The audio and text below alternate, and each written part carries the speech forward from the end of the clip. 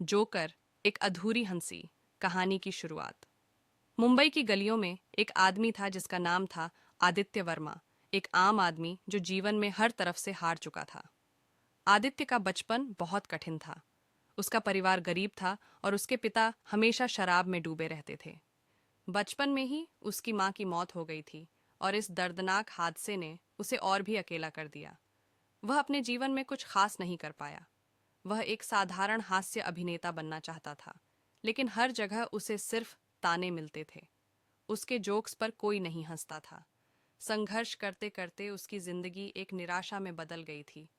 लोगों का मजाक उड़ाना और उसे नजरअंदाज करना उसकी दिनचर्या का हिस्सा बन गया था। टूटता हुआ व्यक्ति। एक दिन आदित्य का सामना कुछ गुंडों से हुआ। वे उसे बेरहमी से पीटते हैं और उसका सारा पैसा लूट लेते हैं। इस घटना ने उसकी मानसिक स्थिति को बुरी तरह से हिला दिया। वह इस दुनिया की क्रूरता और अनदेखी से उभर नहीं पा रहा था। उसका मन टूट चुका था, लेकिन उसके अंदर एक अजीब सी हंसी घर कर गई थी। यह हंसी न सिर्फ उसके दर्द की आवाज थी, बल्कि उसकी हार, गुस्से और समाज से प्रतिशोध की भी थी।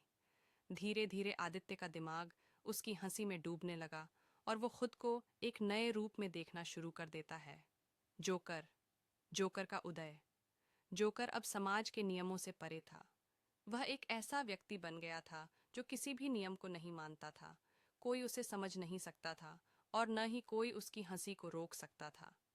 अब उसकी हंसी मजाक की नहीं थी, बल्कि यह समाज के प्रति उसकी नाराजगी और हिंसा की प्रतीक थी। आदित्य का नाम अब जोकर बन गया था और वह समाज से बदला लेने के लिए निकल पड़ा। उसने शहर में अराजकता फैलाना शुरू कर दिया। वह उन अमीर और शक्तिशाली लोगों को निशाना बनाने लगा जो समाज के कमजोर लोगों का फायदा उठाते थे। उसकी हरकतें उसे पुलिस और मीडिया की नजरों में लाती हैं और जल्द ही वह शहर का सबसे बड़ा विलेन बन जाता है। अंतिम टकराव। मुंबई की गलियों में खून और हंसी के बीच जोकर का सामना एक ईमानदार पुलिस अधिकारी विक्रांत देशमुख से होता है, जो उसे रोकने की पूरी कोशिश करता है। विक्रांत जानता है कि आदित्य के अंदर अब सिर्फ दर्द और नफरत है और वह उसे रोकने के लिए अपनी जान दांव पर लगाता है। अंत में एक हिंसक और भावनात्मक टकराव के बाद जोकर विक्रांत को बताता है कि वह समाज की ही पैदाइश है, एक ऐसी दुनिया का जिसने उसे कभी समझा ही नहीं। विक्रांत उसे समझाने की कोशिश करता है कि हंसी दर्द का इलाज हो सकती है, न कि हिंसा का रास्ता। जोकर की आखिरी हंसी गूंजती है, लेकिन वह हंसी अधूरी रह जाती है। अंत। जोकर गिरफ्तार हो जाता है, लेकिन उसकी हंसी हमेशा के लिए शहर की दीवारों में गूंजती रहती है। आदित्य वर्मा की कहानी एक सबक बन जाती है कि समाज को न सिर्फ लोगों की हंसी देखनी चाहिए, बल्कि उनके अंदर छिपे दर्द को भी समझना चाहिए।